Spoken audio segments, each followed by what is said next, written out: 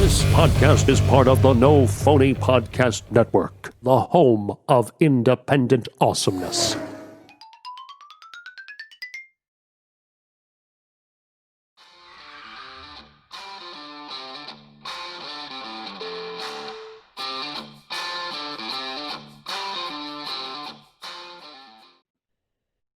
It's not with it today.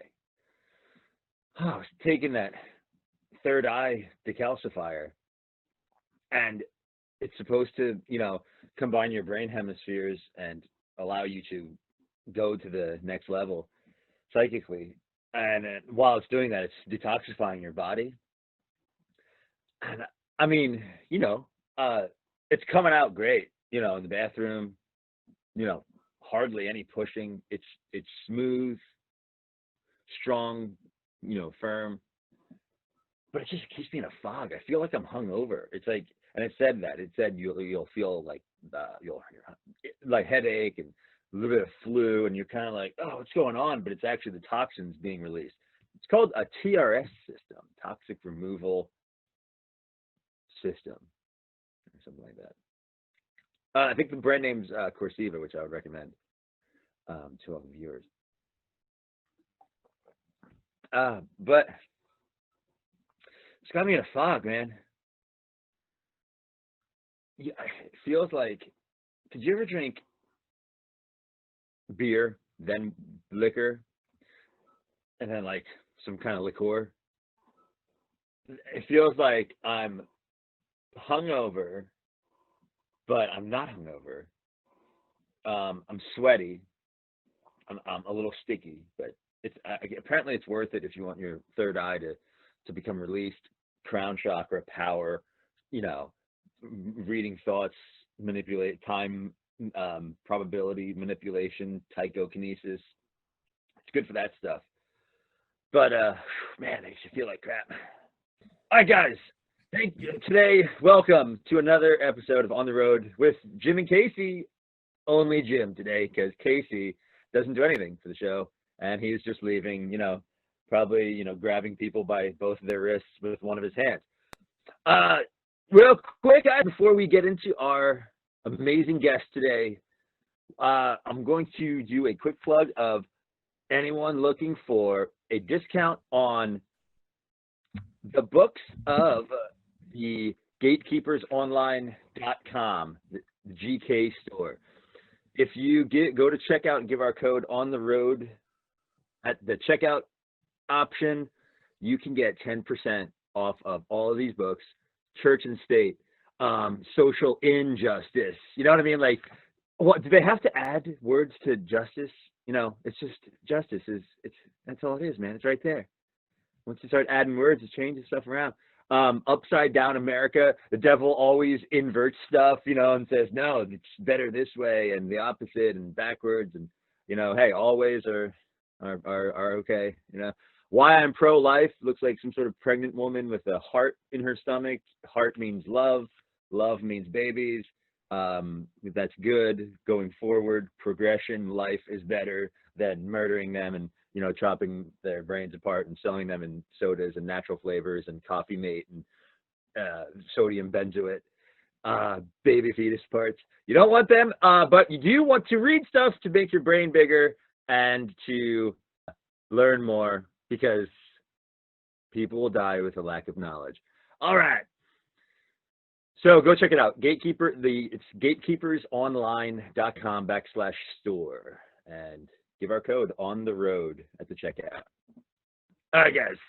So, one of my favorite guests, the monster of it all, super smart, David. It's Weiss, right? Or Weiss? Weiss. Oh, Strike two. Yeah. Strike two. Why did I hear that? I don't know if it was on Sam Tripoli or Eddie Bravo. That and my YouTube name, DITRH, which is DIRTH, but that's not my YouTube. It's DITRH. But years ago, I did a show, and there was two Davids on the show, and so they said, "Well, let's call you DITRH," and that's it. People type it in chat, so it doesn't highlight. I'm just like, okay, yeah. DITRH is the initials for deep inside the rabbit hole. Just so you know. Deep inside the rabbit hole. Cool. And I mean, dude, where else are you going to go? Doesn't it make life more fun for you going down, finding the origin of things? It makes you, when you understand the beginning, it makes you understand the end. You know what I mean? When you put it all together. You know, beginning to end, that's a tall order. Most people have zero knowledge. They think they know, but they don't know. They believe, and belief is the enemy of knowing. Belief takes zero effort.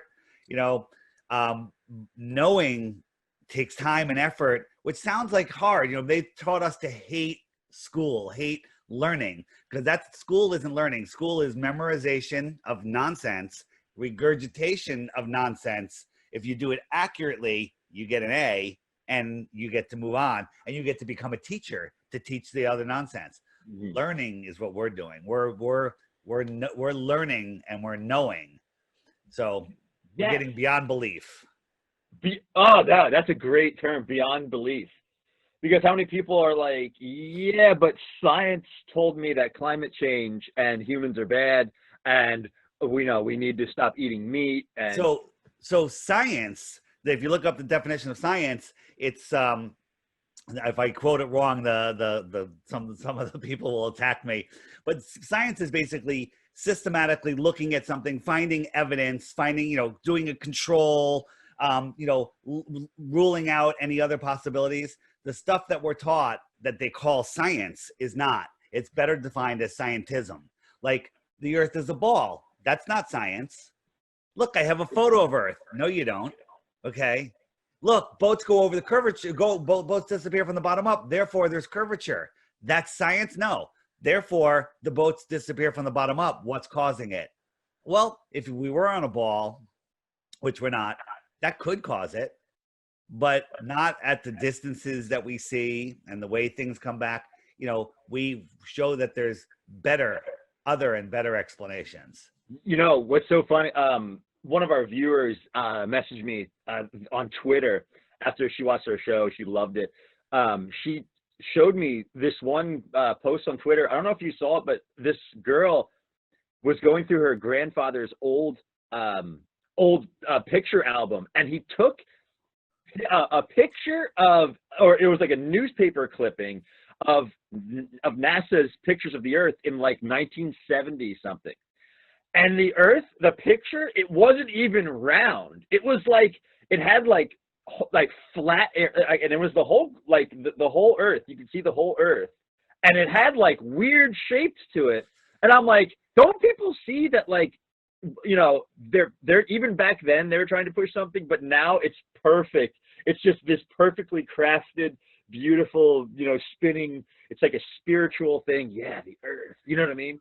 People are so brainwashed now. If you get a high elevation shot from a balloon, from SR-71, whatever, you know, the first shot from space was in 1947 or something like that. They shot a rocket up, or missile, or whatever you want to call it, and they took a picture. And basically, the Earth is flat, but they took that picture, turned it so the flatness was cutting across the diagonal of the picture frame. And then your brain sees a sphere. Right. But if you put a line on it, it's straight. Right. It's a straight line. But because it's like shaped like a pizza, you're seeing a sphere. Right. You're seeing a circle in your mind. It's crazy what people say. I mean, look, behind me, this is from 100,000+ feet.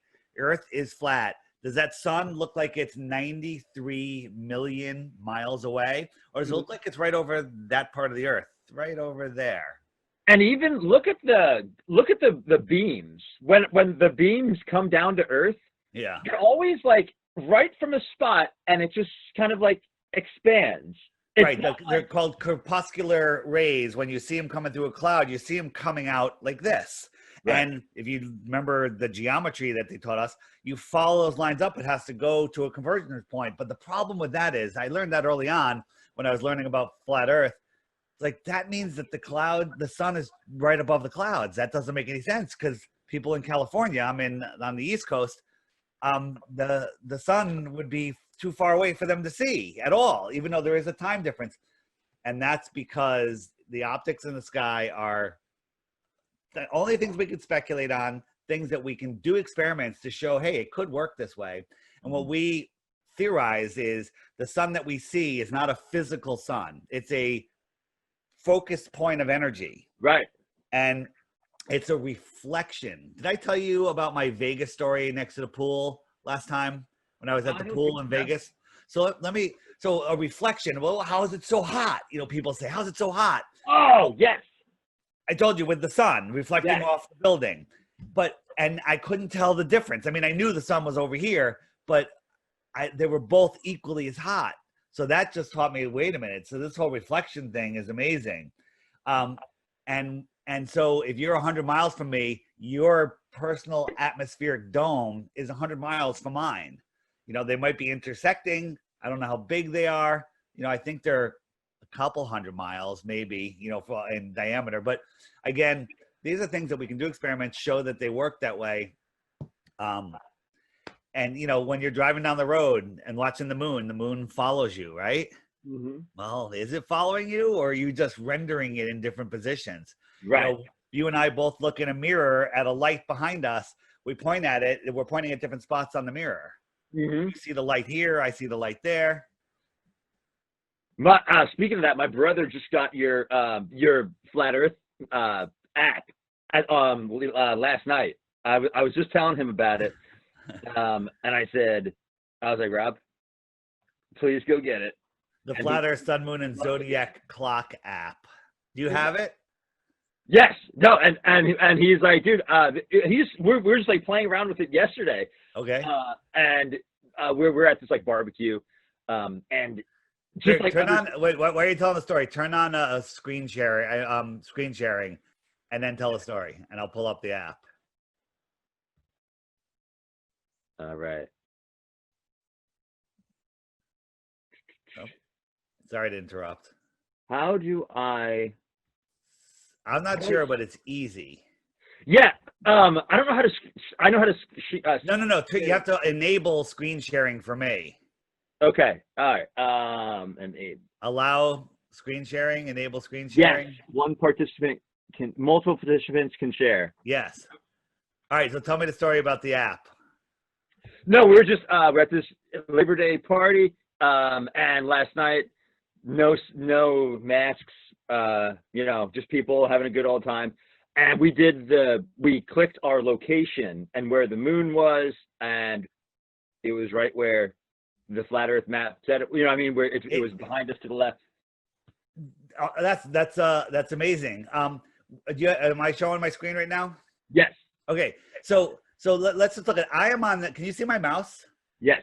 All right. So I'm right here on the East Coast, right? So when the sun gets here, that's, you know, when it gets to here, it'll be noon. So right now it's 10:15 in the morning. Mm-hmm. Now the sun is all the way here. So on the East Coast of South America, it's 12 noon right now. Okay. Wherever the sun is, it's 12 noon. And then the moon, I watched it set this morning. So, you know, it's set. The sun rises about here and sets about here. So the moon has just gone out of my range. And then, you know, in 12 hours or so, it'll rise again over here. Right. But it always shows you wherever the sun is, it's noon. So when the sun is over, when the sun is over here, it's noon in Central Australia. Mm-hmm, mm-hmm. And it'd be close to midnight for me. Real quick, now that the map's up, one of our questions from our viewers, a great friend of mine, and he loved the show. He's trying to get it all and just be open-minded with everything. But he just says honest to goodness questions. The Tropic of Capricorn. Okay. In a globe Earth, the Tropic of Cancer and the Tropic of Capricorn would get smaller and smaller in the southern hemisphere. Correct. Are there planes that ever fly around the Earth on those latitude lines that can circle it faster? Like, would that? Do you know what I mean? Do you know what I'm saying? But it doesn't happen. So here's the problem. You know, the Tropic of Cancer is that inner yellow line, and the Tropic of Capricorn is bigger. So the sun, you know, when it's out there, it's moving faster, but it's still going on. It's still stuck to the hour hand, so it's still moving at the same angular speed, 365 degrees every 24 hours. Right. Oh, right. Right. It's still, but it's moving faster through space. And people say, well, how can the sun change speeds? Well, stop thinking of the sun as this giant, massive, heavy, physical thing, and just think of it as a flashlight. If you were holding a flashlight, pointing it at the floor, maybe 2 feet from your feet, and then you spun around, and it took you a minute to spin around, that light on the floor is going to go around in a minute. Now you point it 5 feet away from you on the floor, Tropic of Capricorn, and spin around for 1 minute. It's still you're still spinning at the same speed, but that shadow, that light on the floor is going much faster. Yes. So it didn't really change speed. It just changed its focal point, right? Again, I hate looking up at the sky to figure out what shape the Earth is. So your guy is saying, well, if someone went around the Tropic of Capricorn and it was much longer than the Tropic of Cancer, that would prove that the Earth is not a ball. Right. Again, when there's people, the planes don't fly that route. Planes fly, through the center, through the north. They don't go all the way around like that. Captain Cook tried to circumnavigate Antarctica, which is supposedly on the bottom of a ball, a little circle, but it took him, I forget, like 3 years or something. It went like 56,000 miles, or maybe it was even more than that, when it should have been like 13,000 miles. Yeah, right. Okay. And so people say, well, wouldn't you notice that you're turning? So on a ball, on a globe, if you are exactly on the equator, let's say there was a walkway all around the Earth, exactly on the equator, no oceans, just a walkway. You can get your compass. It'll point, towards the north. So east is this way or west is this way, right? Mm-hmm. And on the equator, on a ball, you can walk all the way around and never turn. Okay? Mm-hmm. That would be a straight line on a ball. But if you were 1 mile from the North Pole and you wanted to go east, you have to keep your compass pointing at the North Pole. You're going to have to turn. And 3.14 miles later, you're going to be back to where you went. You were going east the whole time. Right. But you had to turn. So this is true on a ball Earth or a flat Earth. The circle around the North Pole. The problem comes in when you get to the south. So on a flat Earth, you would always, on the equator, you'd have to make a slight turn to the right to maintain your east heading or your west heading, right? Because here's my compass, it's pointing north and I'm heading towards you. I have to keep that pointing north. So I have to keep turning. You're always constantly pointing north. Okay. Let me just show you the compass, why I say this, because I'm going to address his question. So east and west, I always do that. East and west are circles. So east and west are the yellow line. And so if you look at where it says WE, that line is pointing towards the center, the North Pole, the line in between the W and E. So as I'm going, I have to keep that line pointed towards there. So west is truly a circle. You with me? Oh. So okay. All right. So when I get farther out,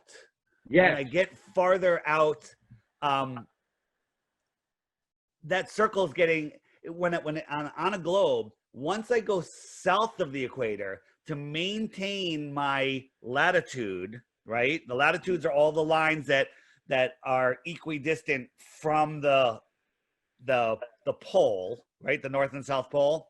Mm-hmm. If I'm a mile from the North Pole, I have to stay a mile from the North Pole. If I'm on the equator, let's say that's, 4,000 miles from the North Pole, I have to remain 4,000 miles from the North Pole to stay on that latitude. If I went south on a ball, I would have to start turning left instead of start turning right. Because if I was a mile from the South Pole on a ball, this is where people's minds short circuit. Instead of turning to the right, which would take me up to the north, I'd have to keep turning to the left to go around the South Pole. Okay? Yes. All right. So wow. Yeah. So we've had reports from Navy ship captains and freighters that are trying to dead reckon south of the equator, dead reckon 270 or 90 east or west. And they said, what one captain reported he said that he constantly had to turn to the north to correct. He kept having to correct, and he's like, is something wrong with the rudder? But coming back the other way, he still had to turn to the north, right? And I think one of his superiors, when he questioned, said that it's just sea currents that are turning the boat, but he still had to turn. Okay, it's not sea currents. It's because we're on a flat Earth. Everything falls apart in the South. 95% of the people live in the North. Okay, the South is where there's so many answers and so many problems with the ball. Mm-hmm. Wow, that's amazing. And like that, and that's why a lot of obviously when you look at flight patterns, it's all. I mean, well, why would flights? And if they do go to Antarctica, it's like straight down there and then or out there or whatever, and it's just like there and then back. Like it's never basically going around the whole thing, and you never see it. Yeah. So here, so if you think of your globe, on the bottom of our globe, you have the tip of South America, which is right here. Okay, right? Yeah. That's way down on the bottom of the ball. And then we have Australia, which is down on the other side of the ball, okay? About the same latitude. The shortest plane route would be across Antarctica, or just stay at that latitude and fly around the bottom of the ball, right? Yeah. That's the shortest line. But planes go all the way up to the north, right? Across America and down, okay? That is the route that they take. You know, and people go, well, they have to pick up other customers. There's plenty of people that want to go from South America to Australia where they don't have to pick up customers, you know, where they go, well, they want to be near land in case something happens. That's an awfully long flight.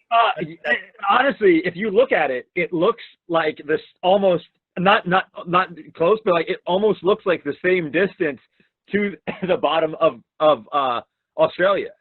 You see, like, you know what I mean? If they're trying to go to land, they want to be. It's way shorter. If you look at a globe, I have a little globe around here somewhere. If you look at a globe, the distance down on the bottom is so much closer. Yeah. But here's the real path that they take, if I can find it. This is the same flight patterns. Okay, the same path. That's the same path. It's a straight line. So you fly from Australia, you know, to cross the US and down to South America. It's basically a straight line. So that's why planes take their route. Wrap that on a ball and it's this big U, which makes no sense. Plane flights prove that the Earth is a ball. There's a book called, and you can get it online for free. I love having the hard copy, which I don't see because I always lend out my books and I never get them back. Called Emergency Flights Prove Flat Earth.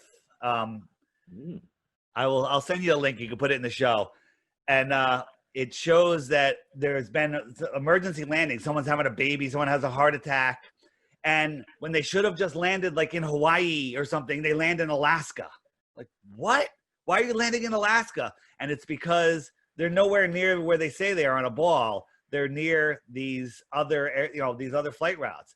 If you look, if you're going to the Middle East, you fly up over Alaska, right? And then not the Middle East, the Far East. The Far East. And you're going over Alaska a lot, but on a globe it'll show you out here, out near Hawaii, whatever. It's hard to see on that map, but there's so many on the app. I just saw last month there was a really good video on emergency landings prove flat Earth. So check that out in the archive button on the app. Very easy. Dave, thanks. I mean, when I was looking up flat Earth a few years ago, when I was just like, open, I've like read everything and looked at it, and I always thought the flight patterns were. It's just you know what I mean, like just how they do it, and I was like, that's very interesting, and that I think should get a lot of people at least their imagination sparked. Do you have anything of why? Did we talk about this last time? I have a terrible memory of why just hold on one second. Okay. Talk. Of why the planes? It's short. It takes less time to go west or east. The drift, the wind pushing the plane faster to the which is it, west or east? I hate flying. I forget which way. It's like it takes less time to go to California than it does to go back to Pennsylvania or something. Well, there's wind currents again. So let me go back to sharing here. There's wind currents on the Earth. So if I go on my app and I hit the that little rainbow button, and I go into this is going to show. I'm going to show you the winds at 40,000 feet, and these are the winds over the flat Earth.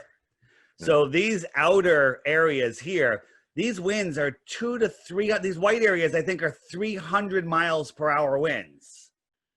Okay. Yeah. And then here, you got 150 mile an hour winds going in the other direction. Yes, it's like a vortex. You know what I mean? Yeah. So these winds here going from the East Coast to the West Coast is quicker.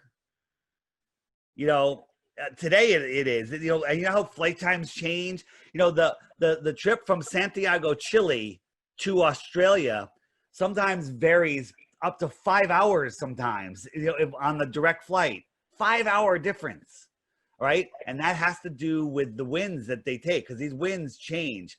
The one plane, there's only one special plane with only a few select pilots that can fly it on Qantas that takes that nonstop flight. And flat earthers used to say if flight doesn't exist. Right.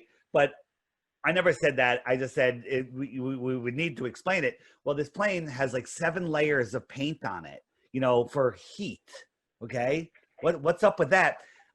Believing that planes in the 1970s went, 550 miles an hour, and that's all they can go today is crazy, right? The sound barrier is mind control, okay? What? What do you mean? Sound barrier. There is a speed of sound, and a sonic boom is a real thing, but it's not a barrier, okay? It's not a barrier. So these planes, I'm not even saying they have to go faster than the speed of sound. A plane going 650 miles an hour with a 300 mile an hour tailwind, excuse me, is 150 miles an hour, can make this trip from Australia, follow this wind around, and can land in Santiago in the allotted time. Wow. Okay. Yeah, so these flights, and then we also had we had Max Egan, who didn't believe in flat Earth, but now he knows the Earth isn't a globe. I'm not sure what he believes yet, though.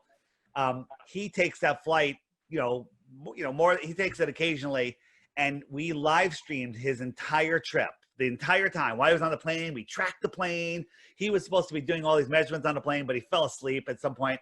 But when he was coming he's coming from Santiago. You see my mouse? Yeah. So this direction is west, but if I keep going straight, that's south. I'm now going south. Right. Yeah. So west, I have to turn. This is west, right? This is west all the way around, right?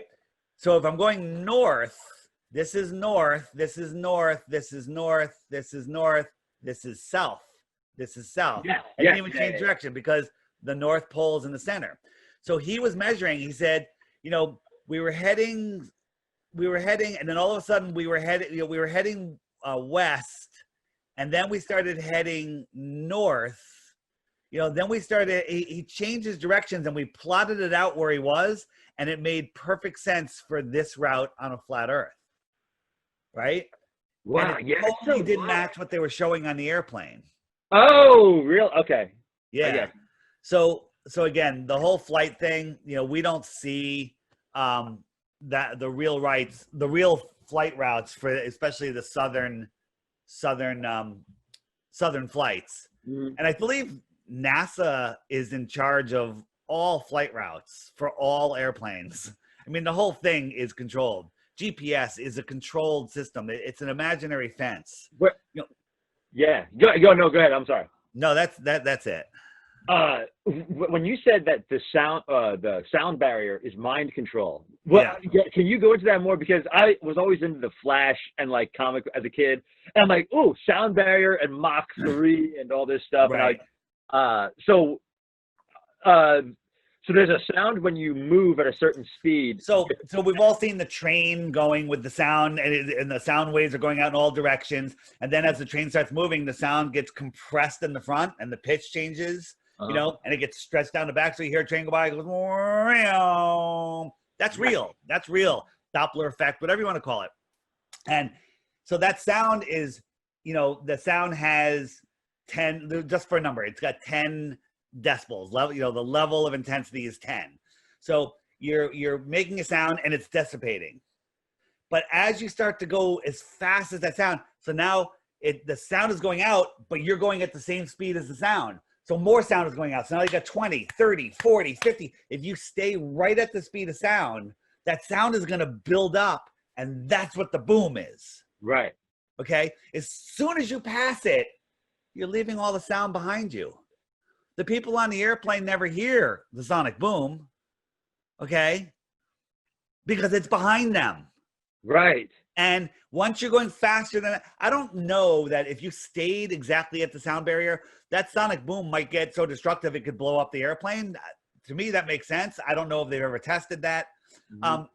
But you go through it, and that's it. It's all behind you, and you're just going. There's no barrier. It's just propulsion is your barrier. You know, your hull speed is your barrier.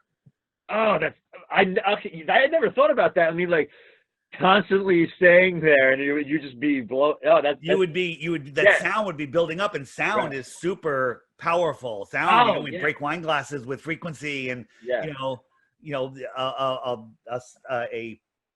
a pressure wave from an explosion. You know, the sound is damaging, and if you keep building up a lot of sound.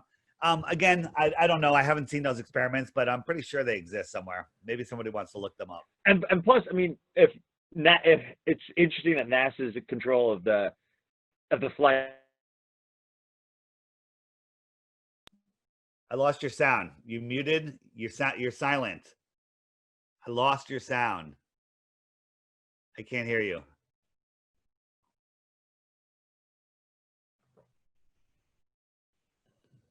You got me back? Yep, I got you back. Okay. It looked like mine. It said unstable. I don't know what I'm. But yes, it's interesting that NASA handles all of the flight logs. You know what I mean? And like, their entire. I was just having a long. You know, sometimes I just love debating people that they're totally brainwashed and manipulated by the system. And it's just fun for me. I'm never insulting. I don't insult people. I never like. I just like to try to open people's minds a little bit. And basically, I said that the NASA was founded by Nazis that are into the occult, and it's literally all their stuff is mind control, manipulation, probability manipulation, all this stuff. So everything that you're getting is a belief of what they're trying to tell you how to believe in something. If you catch NASA lying once, isn't that enough? If you catch them hanging from wires in the space station once, isn't that enough? If you catch them faking an image of Earth just once, isn't that enough? Exactly. Well, and what you? Yeah. I was just going to get into ISS, but which sounds like the SS. Yeah, the ISIS, you know, whatever. Yeah. This picture here is a 2012 official high-resolution picture of Earth from NASA. Gotcha. Okay. You see the United States? Wow. Huge. Yeah. It's like the entire northern. It's like the northern pole is massive. Can you see any other land? Let's just assume South America is behind those clouds below it. We have to assume that all of the other countries, all of the other continents, everything that you don't see here is on the other side of that ball. Wow. Is there even room for that? No, there's not room for that. There's none whatsoever. Let me show you another view. Wow. So here's two pictures of the Earth. I gotta make these so I get out of the way. But if you look, America on this one is way smaller than this one, right? Okay. So people say, well, the balls are a different size. No, the balls are exactly the same size. So the continents, so it's the same. If I shrunk it down, of course it gets smaller. If I blew it up, it gets bigger. But those balls are the same size. To scale, yeah. So the trolls will say, you're looking at it at a different angle, and it's stretching it out. That's not true, because when you're looking, see, the space on my fingers is this big, right? And that's kind of directly at the camera. When I roll it back, that space gets smaller. This gets smaller, right? I'm rolling it back, and it's almost gone, right? You see what I'm saying? So this was the United States right here, and it's 2 inches. When I roll it back, you're seeing it now. It's like a quarter of an inch. It's just from there to there instead of from there to there, right? I need better props. And that's I get it totally, because that one, the one that's higher. Yeah. So this one, not only is it twice the friggin' size, it's rolled back. It should be even smaller. Okay. It's so screwed up that it's unreal. Here, and then let's we'll go to the ISS. We'll look at this is a teacher, an educator in Vietnam, did a presentation to other educators there, and destroys the globe. He did a long presentation. I might feature it on the app soon, but let me show you one of the clips he had was this. So this is, they always show us pictures of the ISS, of the Earth, and they always show a little solar panel or a little module to show you that they're on the ISS, right? Okay. So this is Google Earth. I know that Google Earth isn't a picture, but this is how they show us the Earth looks. And if you look at those rivers, this entire thing is just that little piece. So that curvature they're showing you, basically they're in low Earth, they're in a high altitude, low Earth orbit, if you want to call it that. They took a picture of the Earth on a fisheye lens that bent it. So there's no way that could be that big, right? Where is that? What is that? That's some river in Africa or whatever. I forget what it's called, but it's clearly the same land, the same river. The same body of water, the same land. So if you look at it, that curvature, from the bigger box, from the left to the right of that curvature, is no way that is possible on the model of Earth that they tell us it is. All of their pictures are, none of them match up. They've screwed up so bad. If it's not on purpose, they're the dumbest people ever. It's unreal, and then you look at, these are other photos from NASA. I mean, there's so many problems with that. And they always catch it at perfect noon too. They do get a little shadow sometimes, but the colors you could explain away, different lenses, different filters, different saturations. None of the continents match up. Clouds don't look like that from that far away. You don't see clouds like that. You don't see clouds like that. Look at the size of these clouds. Some of these clouds go over half of the Earth. All right, a connected cloud. It doesn't look like that. And when you get into high altitudes, 100,000 feet, the Earth is washed out just at 100,000 feet. Washed out. The clouds are blurred.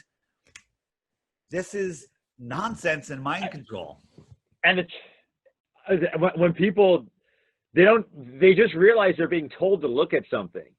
And when you're told to look at something because it's on your computer screen or your television or whatever, right? It's like, oh, that's what it looks like. And you're just fed it that you're told this is food. Like, here, this is food, eat it. And you don't even know if what you're eating. It could have all this crazy crap, you know what I mean? Like, it's not actual food. It's not like real. And I don't know how any person, once they open their mind to this, can be shown all the globes here, the pictures of NASA, and look at the continents and say, these continents, first of all, don't look anything alike, and some are way that you can't even fit them all. And if you listen to their nonsense they talk about, I posted a video that I made on the app just the other day called about tides, and Neil deGrasse Tyson, his explanation for what tides are is the most insane thing ever. I'm trying to pull up an image here for you. Give me a second. But if you actually listen and use your mind when they're talking to you, you'll never believe anything that they tell you. And once you see the deception, there's no way to unsee it. And they talk like this. They talk like NPR voice. Like, it's all like, and like there's like this soft theta wave music playing in the background. Oh, yeah. Well, I use that technique too, so in my videos. That is right, great. So the ISS is about the size of a 747. It's about, the size of a football field, essentially. Okay. And we are told, I'm just gonna flip this off. We are told that have you ever looked up and seen the ISS? I don't think, no.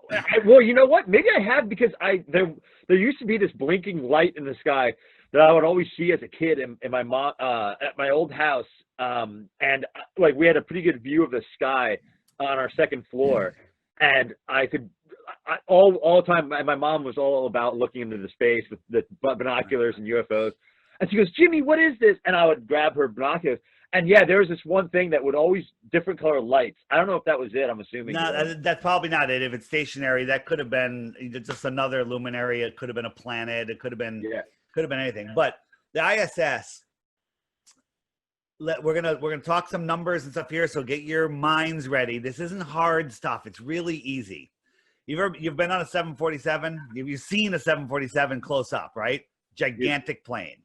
If you stood underneath it, like literally right under the wing, it's gigantic. It's breathtaking how big it is. And you wonder how the hell this thing can fly. That's not what I'm talking about, though. So now you take that thing and move it up to cruising altitude, 35,000 feet. It goes from this gigantic mammoth thing to the size of a pencil eraser held at arm's length, right?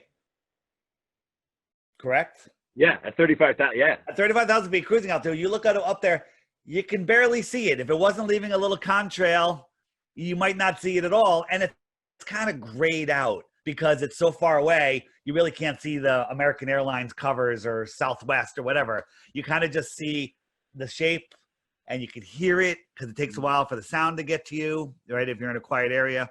You know what I'm talking about, right? Sure. Okay. If you, thinking mind, doubled the height, could you still see it? Remember, it went from giganto to the size of a pencil eraser. If I doubled the height, could you see it? No, definitely absolutely not. There's not even a speculation. But if I said, if you made it 50 times higher, 50, could you see it? Of course not. You couldn't see it at double the height.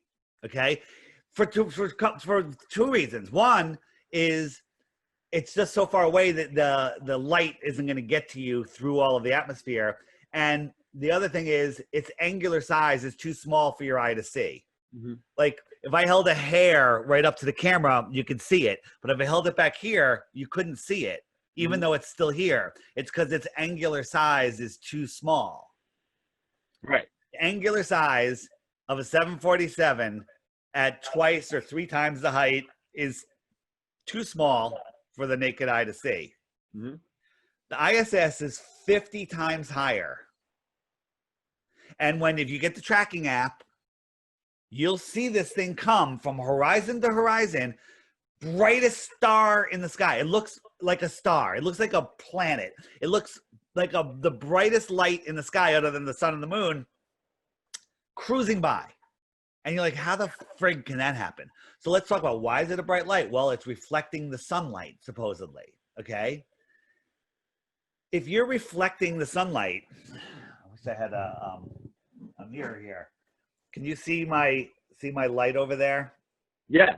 So, but I go like that, it's not reflecting on you anymore. If I had a mirror, I could reflect the light at you. Yeah. But I can only reflect it on you. I can't reflect it on somebody over here or somebody over there at the same time. Mm-hmm. Okay. But we're seeing this thing go horizon to horizon, and it never blinks out. It's the same light the whole way, except for occasionally where they say you'll have a blink out where it turns off. That's a whole nother thing. I can get into that.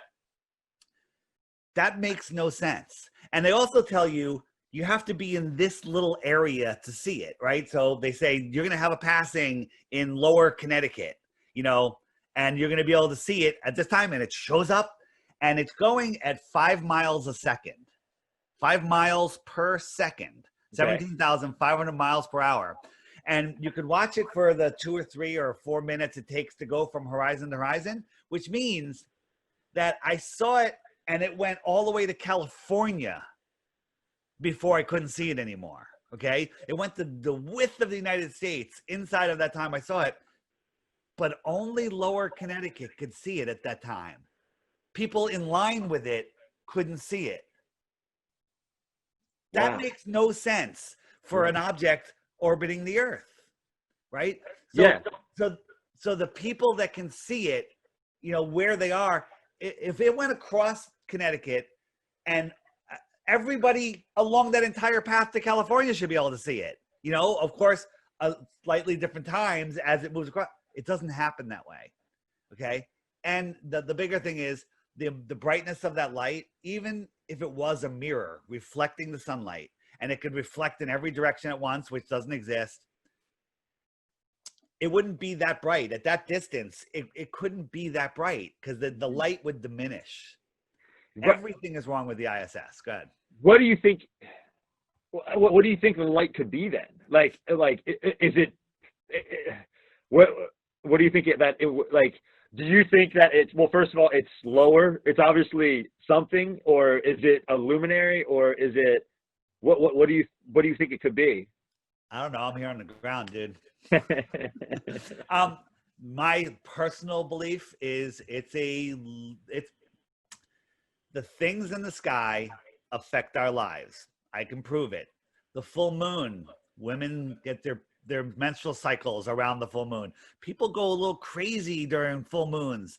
You know, the moon has a lot to do with their cycles. Now, people talk about astrology. You know, I used to laugh at astrology, right? Well, how could a rock that far away and another rock over here have any effect on your life? Well, these things aren't planets that are millions and millions of miles away. They're energetic luminaries within the Earth system.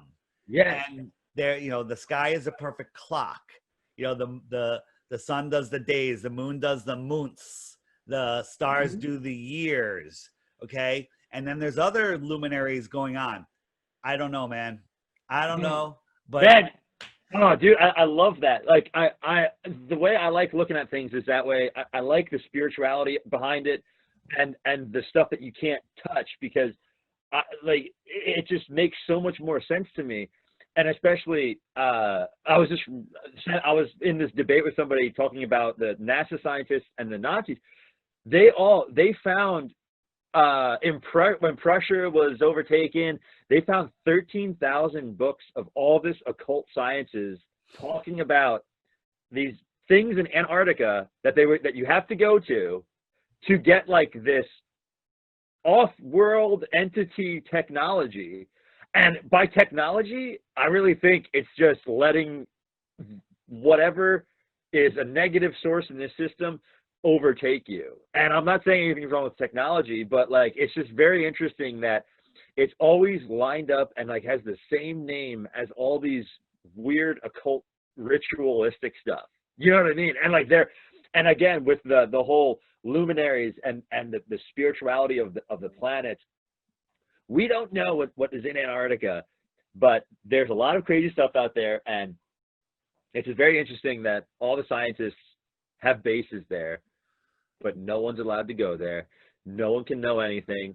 I personally think, what if there's a place outside of the circle of Antarctica and there's more Earth, that's where they're talking, their other things are existing and flying, you know what I mean? Like, the secret lies in Antarctica. That's why it's so well guarded. And anyone that doesn't think it's well guarded hasn't watched by Taboo Conspiracy 2, sorry, Antarctica is closed.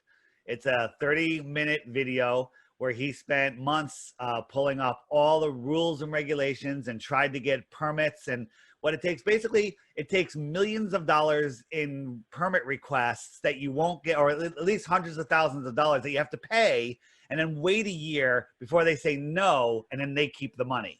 Okay? It's insane. If you watch it and he shows all the documentation, then you won't ever argue that no, people go to Antarctica all the time. Yeah, people go to, like, you can go to a military base. You can go to the gift shop right on the edge of the base. They don't let you walk through the base. Okay. Right. You can go to Antarctica. You can go to the gift shop on the shoreline of Antarctica. You can see the penguins. They can pretend, they show you a pole. They say it's the South Pole. It's not. Just sticking with the stars a second. Let me share my screen one more time. Yep. Here's a video. There's so many of them. I have a video about stars. You can see this. So this is the sun, the big scary nuclear furnace, right? This eruption here is like 30 times bigger than the Earth, right? You know, I believe that. That's what they tell us. But when we take our current technology and zoom in on the stars, this is what we see. This is a whole bunch of different stars all edited together. These are stars. What stars really look like. Now, some are out of focus, but some are dead sharp in focus. Okay. Here's one. This is Arcturus. Okay. And they tell you it's so far away. It's unreal. Look at this thing. Can you see that? Yeah. I mean, the sun is, that's a medium. The sun's a medium star, right? They always said. No, the stars and the sun are different. Yes, I know. Lights. Right, that's what I was referring to. Well, the sun is a different type of star. It's a medium star, or this, that, and the other. Why don't they? They don't look anything like, when you close up what you just did, and I've done this. I was like, I always used to think, why does our sun not look like this, glowing, all these weird things happening? So look at this. This is Arcturus, right? They tell us it's 211 trillion miles away, okay? 211 trillion miles away. And we're seeing this thing, and I'm able to zoom in and see all that detail, okay? It's ridiculous, okay? But did we talk about what a trillion is in the last show? No. How long, don't use your calculator, is 1 trillion seconds? I mean, take a guess. Okay. Well, not a year. I guess it would be longer than that. Okay. 31,000 years. Let that sink in. Okay. 1 trillion seconds is 31,000 years. Okay. I got you. Okay. No, you don't get me. That is absolutely insanity. Okay. The 31,000 years is 1 trillion seconds. And we're looking at that star 211 trillion miles away. Bullshit. Okay. These are different stars, and each star has its own shape and symbol. They have their own personality. It's crazy what you can see up there. Now, how you say that is so beautiful, by the way. There and like how this screen here is saying, like, it's divine, it's a spirit. It's so real that people are blind to it. They're trying to say, oh, it's this, I mean, I'm not trying to worship it either, but I'm just saying, hey, they're real things. They're here. They're close. You got to think of this. You got to forget the heliocentric model. We're not the only flat planet. We're the only plane with no T on the end. Okay. We're the only plane. And everything we see in the sky, don't think of it as a rock or a ball of hydrogen, or it's a light. There might not be even physical, and they're here within the Earth system. Okay, they're not high up at all. They're close. They're projected into our system. They literally are. Our souls might be in those stars, and we are just having physical experiences here. Again, I hate looking up and speculating on things that we cannot prove to prove the shape of the Earth. The shape of the Earth is easy. It's flat, and we're not moving. It's proven, okay? Yes. You know what moves? I figured this out. The world whirling, and socially, all this weird social things happening, worldly things. Yeah, the world is all over the place, but the Earth is immovable of something that we are in right now. The world is this whole social phenomena of like, oh, the world, don't you want to be cool? And the world, it's like, it's not real. The world to me is not real. So when they say the world's going to end, I'm like, yeah, your social system's going to end you. Right. We're spinning at 1,000 miles per hour, which is insanity. That's faster than the speed of sound. We're orbiting at 66,000 miles an hour, a speed you can't even fathom in your imagination. We're shooting after the sun, keeping up with it at 500,000 miles per hour while going sideways at like 1.2 million miles an hour. But we have this. Yeah. Excuse me. We have this, okay? Where if you went to the shore and you stamped your foot, it would send ripples across it. Right. Okay. Oh, and I forgot, I wanted to mention, I watched nearly the entire Cosmic Egg presentation. Nice, by Martin Kenny. Yeah. Oh man, it's and I love how he puts everything together in all the belief systems, biblical, ancient, esoteric stuff, and he's like, these are, and then astrology and zodiac. He's like, it's the Taurus fields of different realms of that we're in. Oh, here's our world in here. Right. Here's Antarctica, right? Antarctica is this white line here, this circle around us, and maybe there's other continents out here. Yeah. Right. I'm trying to read those names. Pistachia. There's lots of stories. There's a Japanese map. Yeah. That shows all the continents out there. Maybe out in the outer area there is the other sun is Mars, and the moon is Venus, which has phases. Yes. And NASA's not lying. They're trying to get to Mars. Which is trying to get outside across the plane. Yes. Into the outer space. Okay? Oh man. See what I mean? And what's interesting is when they talk about these planets and things, they're saying it like the entirety of the zodiac and all these places aren't real, and it's just easily explained. It's something stupid. But when you look at it in what you're doing in this whole thing of adding everything in the zodiac, these luminaries, and it's so much better to think of it as the entire system instead of just going like this. I'm going here and now I'm going to Mars and nothing else. When you look at it like I'm leveling up spiritually into this other realm, when you look at it that way, yeah, you are. That's the next level of the heavenly realms, the heavenly bodies, or whatever you want to look at. Yeah, and one of the things is, NASA is, they lie. What's that?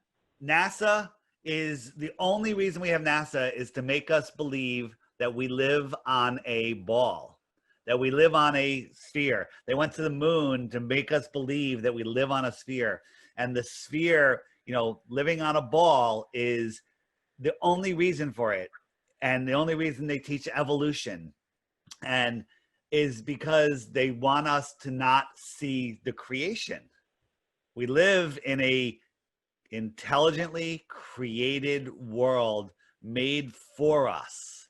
And God forbid, everyone figures that out, the elite would lose their power. The elite are literally satanic,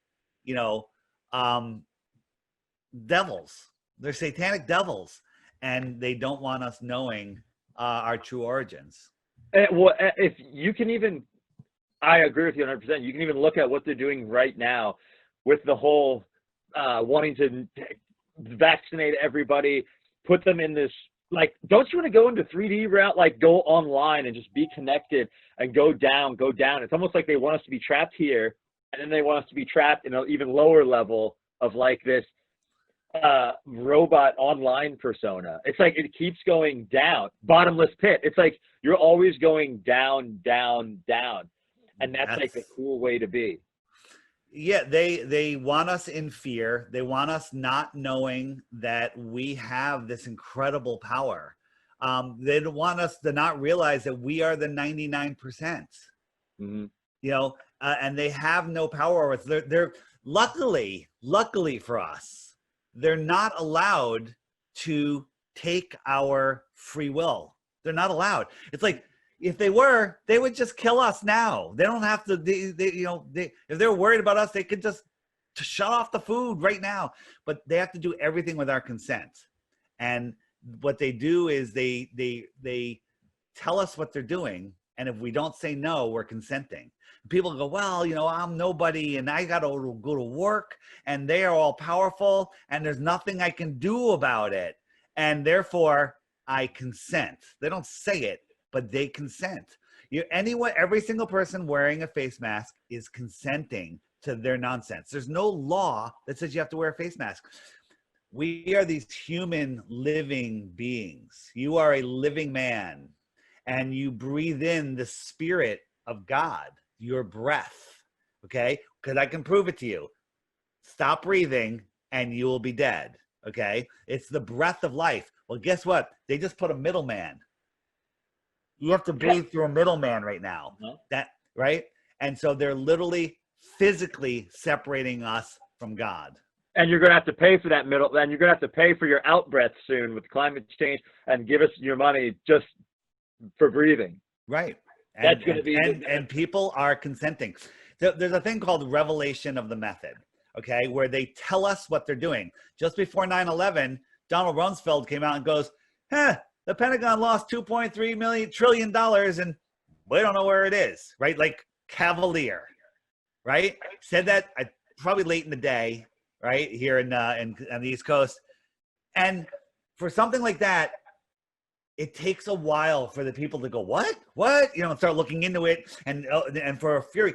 But he told us. And then on 9/11, everything got destroyed and everybody forgot about it. But they told us. CDC, I'm not going to be careful because it's going on YouTube.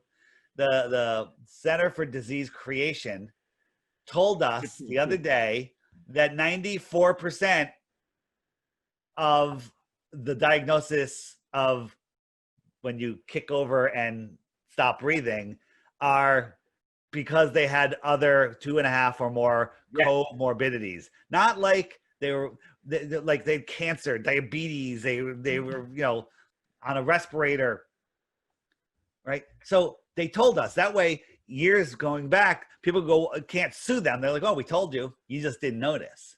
So they've told us. And to me, that signals something big is about to happen. Something big. No idea what it is. Oh, Fake alien invasion, maybe. Project Blue Beam. Collapse of the food system. I don't know. Who knows what's coming? But wow, yeah. And you know what? With this whole YouTube thing, like I kind of want to start, instead of saying a word that they're just gonna because they can track it and then just ban your video. Just put the word up on the screen. I'll be like, and then I'll like edit it and put each word up that I'm not saying. They might have AI now that can read that. Just be careful. Use a weird font or something. Yeah. And I mean, what's even funnier, I wrote this down. I wanted to bring this up to you. So I'm glad you brought it up. The 6%, I brought it up to, I forget who I was talking to online, somebody that was yelling at me because I'm not being force fed stuff. I was like, 6%. So 10,000 people, it was like 0.00029 that a chance that if you're an old man, you could die from this. I think anybody that goes outside their house has a 0.00029% chance of surviving that day. Yes. And I brought it up to my friends or to someone I was talking to, I forget where it was, and they said, you don't know how to read, you don't understand statistics. Let me explain. They're like saying, hang on, you have to be told how to understand this. And if you think about something, that's just like the Romans and like the mafia. Bro, no, we have the information. We'll tell you how to read it. You know what I mean? People have bought into that. They're like, where's your degree? You know, the people with the degrees are the ones that memorize and regurgitate the best. Okay. Yes. Where's your degree? I'm not a scientist, so I really can't think about that. They've convinced you that your common sense, your God-given senses are useless, that your immune system is useless, but you have to listen to their nonsense. Okay. Their nonsense is better than your God-given senses, right? And your immune system, which, you know, was God-given, it's now a diaper over your face. That's your new immune system. Okay. Yeah. And it's okay. A t-shirt is fine. Diaper is fine. A pair of underwear, whatever you want to put over your face, as long as it's covering your face. It's not about health. It's about dehumanizing, separating, you know, dehumanizing and us, which is taking us away from who we truly are and how we got here. And it's just like, I mean, I don't understand. If you want to wear it, you can. That's great. I mean, okay. But if we're literally, this is such a control manipulation thing, because just like in any Middle Eastern country of why women were forced to cover their face, it wasn't like, they're religious, they're spirit. No. And they had reasons, just like the coronavirus, like this of what they're telling us to cover was the same thing of what women were telling. They're saying that like, oh, well, it's bad if you don't cover your face because this. So this is bad for your health and others to cover your face. So that's why they forced that on them. Just like they're saying, well, no, this is bad. You'll spread disease. It's the same. I lost your voice again.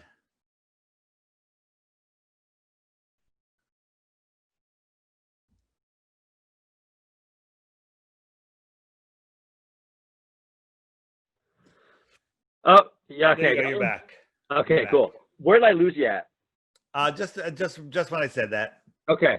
Yeah, so basically it's the same reason of what they told the people, how Sharia, you have to cover your face because you'll do, like, something bad could happen to you or someone else. It's the same reason they're telling us to put these masks on. You could, kill somebody. You could get sick. It's the same thing. And what are they going to do next? Well, you know what's better? You need to be forced marriage to something that you don't want to because it's better for you. You know, they're always going to say something. Well, science says that, and instead of, it's not science, it's scientism. Our God say this. If everyone stopped wearing a mask today, it would be over. There's nothing they can do about it. People are just wearing them as fashion statements or virtue signaling. What I like to say is there's no law that says they have to wear a mask, but there is a law that says it's illegal to wear a mask when you're carrying a loaded pistol. Stare them in the eye. Really? Yeah. That's a law? It's a law. You're not allowed to wear a mask if you have a firearm on. Oh, Dave, man, you're a good. I keep saying I use your spittle fit if it blocks the spittle, why do they have to put it up your nose so far? This is my next one. It's illegal to wear a mask when you're carrying a loaded pistol. Dude, that's genius. Yeah, and then you just stare at them and they walk away. Wow. Wow, man. You can even be more subtle and say, if they say, why aren't you wearing a mask? Say, I'm not wearing a mask because I don't want to break the law. And then they'll be like, what? You'd say there's no law that says I have to wear a mask, but there is a law that says you can't wear a mask when you're carrying a loaded pistol. Yeah. And then they just like their eyes bug out and they freak out. Wow. Wow. I mean, I can't wait. That's a fun one. I'm. You know what? When I share this on Facebook, I'm gonna. That's the first thing I'm gonna say, guys. You know what I mean? Dude, be careful. Facebook will censor you. Oh, right. Yeah, be careful. Let's just people get to this part of it. Anything else about where we live? You know, the bottom line, I think probably said it last time, is this entire situation ties into the flat earth. Why are you talking about flat earth when all of, people that are awake to the COVID, why are you talking about flat earth? Oh, because that's the reason we're in the situation we are. People are lost in space. They believe nonsense. They don't know who they are or where they are or what they are. They don't know that they have power. They don't know that they are the 99%, that there's nobody that has any power over them except for the power that they give them. And they believe, in that they live in a cartoon world. How can anybody with that belief make any rational judgment, any rational decisions in their life? They can be convinced of anything. Hence, go outside, take a look, go to a store. I was at the shopping center the other day, probably 300, 400 people in there with employees. I'm the only one without a mask. Only one. And nobody says boo. Here, they look at you. So I get a couple things. I'll do that in a couple places. If I'm in a hurry, I'll put it on, and so they're like, "You got it," you know what I mean? But I'll go to a couple places. I'll go to a couple places and not wear it, like at a market, and I either get like looked at like they're scared, like what's wrong with? Just say, have you thought it through? Have you thought through? Do you think a healthy person like myself can give you a unproven virus to make you sick? Has it ever happened? And they really, no one's ever thought it through. They don't have any comeback because I either get someone looking at me like angrily, like they like, look at you're just a spreader, or I'll get a guy walking by with like it halfway on with his wife or whatever, and he's like, and he gives me like a thumbs up, and he's like, yeah, man, I'm sorry, I gotta give in and submit. So it's just this huge, wild overtaking of free will. That's all it is. We have free will, but they're trying to make us think that we don't. And if we didn't have it, we wouldn't be alive. And we literally wouldn't be alive if we didn't have it. We would have already been dead. You're right about that. They wanted to, one last thing before we go is, prior to the September 11th, 2001, they wanted to go to war with, Iraq and Iran and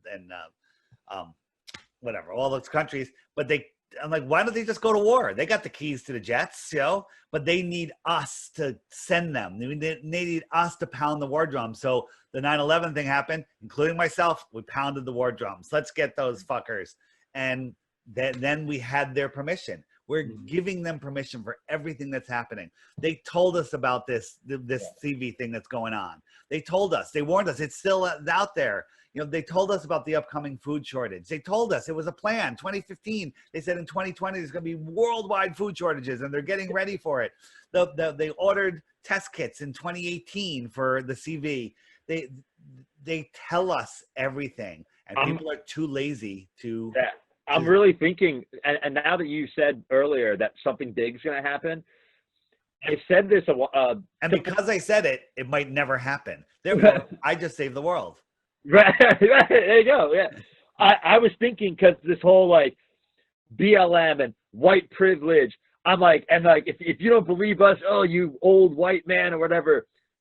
And I'm like, okay, they used to hate black people. The media, like the newspapers would all write colored people, but now you can say people of color, but you can't say colored people. You can only say one or the other.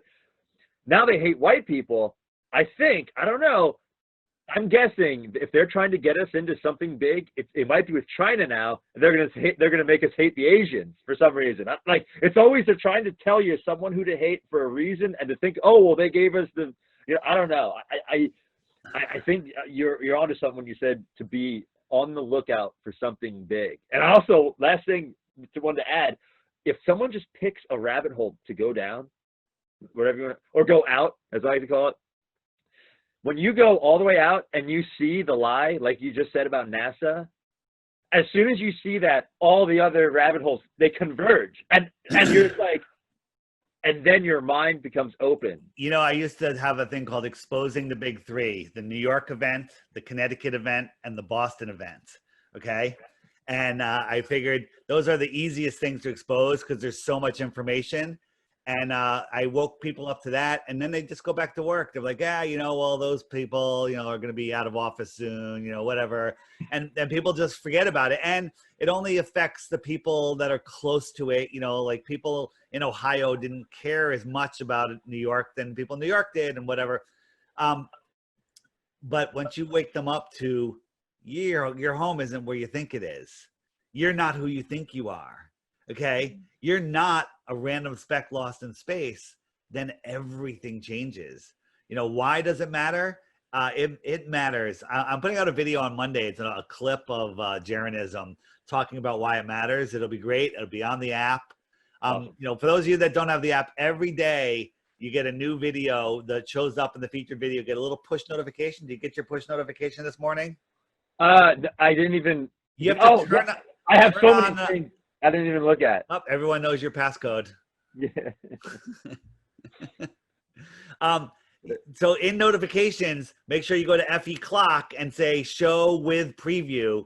That way it just gives you one notification a day, tells you what the video is about. And I do short ones during the week and longer ones on the weekend. Today was a really long one. It's like an hour and a half. But you know, during the week it's only a couple minutes. And just watch one video a day. I say take the Flat Earth Clock Challenge. Watch one video a day for 2 weeks, and then you'll become just like Jim, guy that doesn't believe in the globe anymore and doesn't know what to do about it.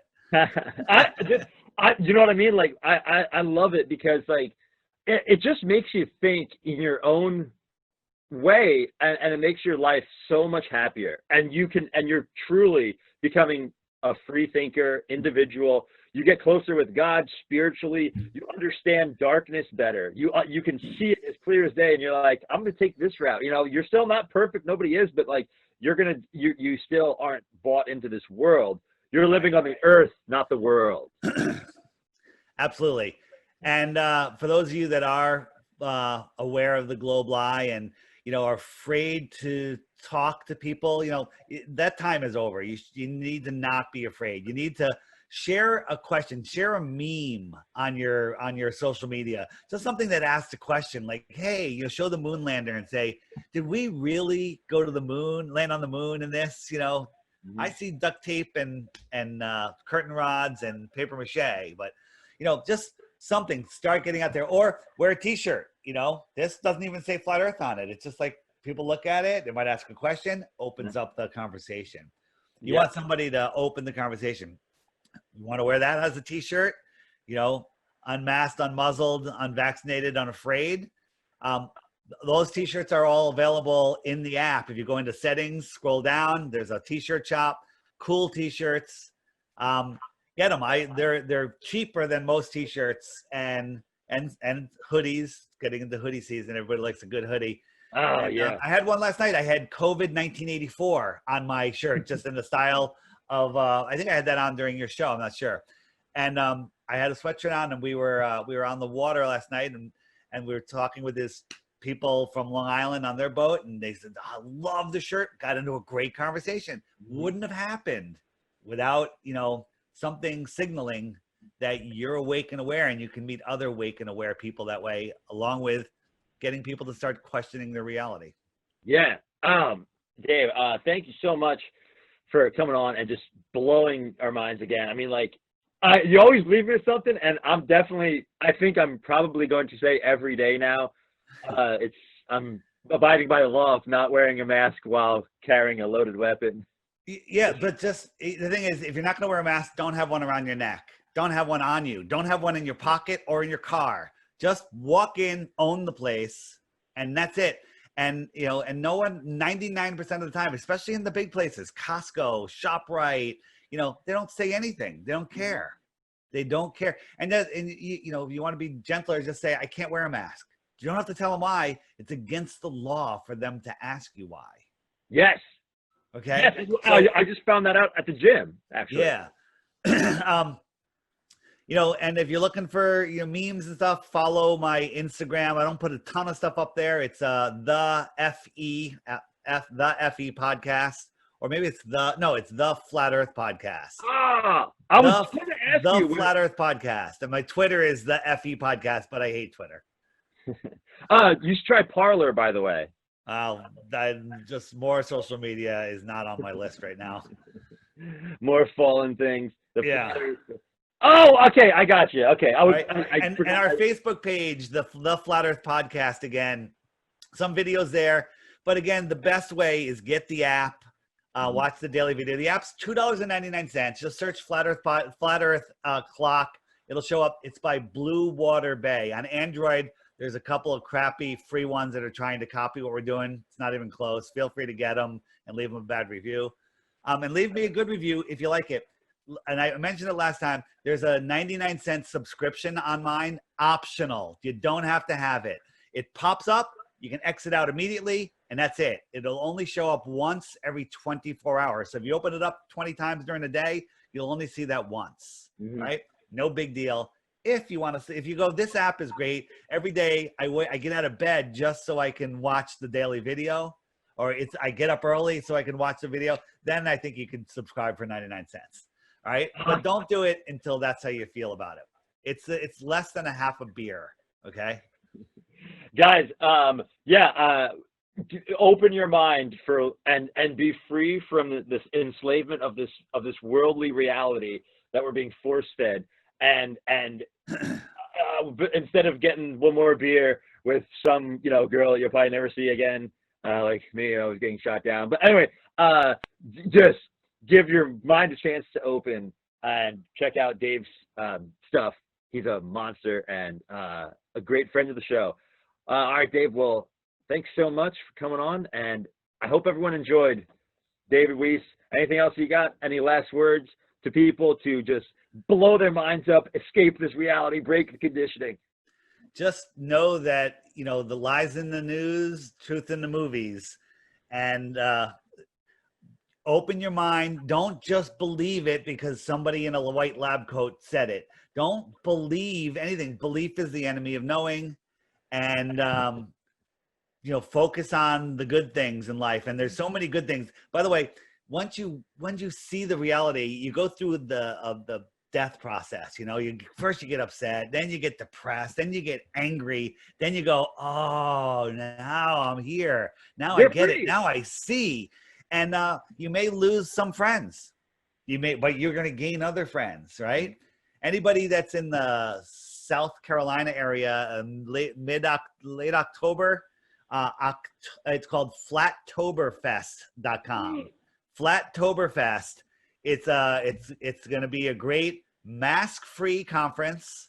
It's one day. It's a Saturday. And you will be around like-minded, amazing people. And if you're going to bring a mask, don't bother coming. All right, wait, so you'll be there on Saturday? I will be there, yes. What day is that? It's, I think it's the 24th. Flattober, FLATOBERFEST.com. It's a one-day conference. It's under $100. I forget. And you will make new lifelong friends for all the friends that you're going to lose when you tell them that the Earth is flat. You know what? I'm gonna text. I'm gonna see if me and Casey can come out. And where are you? Where are you located? You know where Reading, Pennsylvania is? All right, so you're in Pennsylvania. You're driving distance or flying distance, whatever you want. I don't fly. I drive. I love driving. You gotta go. You gotta go. If you don't go, you're in trouble. Go. Trust me. And I'm gonna go like a full day before and leave on Sunday. So I have two nights there. I'll be there Friday morning, at least. I might get there Thursday, and then leave on Sunday. Okay. All right. Well, we'll message you, and we'll be. You'll probably see it. I think. Yeah, I'm gonna message Casey now about it. And all right. And anyone else that hears this and wants to open up their minds, there'll be some short presentations or some decent presentations. Again, nothing that you couldn't find online, and it'll all be online afterwards. But it's about the fellowship, meeting other people that are awake, learning new things and finding out that, you know, we are these amazing, powerful, spiritual beings that need to see each other's faces and need to touch each other and get in, you know, it's unbelievable what they're doing, and people are just going for it. You know, I haven't gone outside yet today, but I know when I do, I get triggered. I just look at these people. I'm like, what is wrong with the world? So that's the true drug, and that's the true dopamine, is being with the earth that we were made. It's like we're going to create like what we are. Right. That's why it's so amazing. I'm never coming back on your show until you show me your ticket for the Flattoberfest. All right. You know what? I can't wait until we see each other there. Swell fees, flexing, American flag flying. You know. Right. Awesome. All right, man. Thanks. All right, Dave. Thanks so much once again. Have a good one. All right. Bye-bye.